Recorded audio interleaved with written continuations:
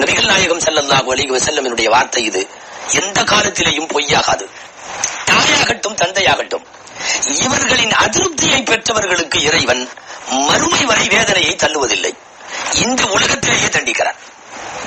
ரொம்ப முக்கியமான கவனத்தில் எடுத்துக்கொள்ள வேண்டிய விஷயம் இது. இந்த உலகத்திலேயே தண்டித்து விடுகிறான். எல்லா குற்றங்களுக்கும் மறுமை இருக்கிறது, விசாரணை இருக்கிறது, மீசான் இருக்கிறது, கடைசியாக சொர்க்கம் நரகம் இருக்கிறது. ஆனால் பெற்றோரின் அதிருப்திக்கு ஆளானவனை பொறுத்தவரை அவன் இந்த உலகத்திலேயே அதனுடைய வேதனையை கண்ணாலே பார்த்து விடுவான் ஏதாவது ஒரு விதத்தில். இரண்டாவது செய்தி, பெற்றோரை பேணுபவர்களுக்கான நல்ல செய்தி என்ன தெரியுமா? எந்த ஒரு சூழ்நிலையிலையும் மவுத்து வரும் வரைக்கும் நல்ல மவுத்து தான் பெற்றோரை பேணியவர்களுக்கு வரும். பெற்றோரை பார்த்து கொண்டவர்களுக்கு கெட்ட மவுத்து வராது என்கிறார்கள் நபி ஸல்லல்லாஹு அலைஹி வஸல்லம். இன்னல் பார்ர லா யுமீது மைதத ஸூ. பெற்றோரை பேணியவனை பொறுத்தவரை அவனுக்கு கெட்ட மவுத்து ஏற்படவே ஏற்படாது என்பது நபிகள் ஸல்லல்லாஹு அலைஹி வஸல்லம் சொல்லித் தந்தது.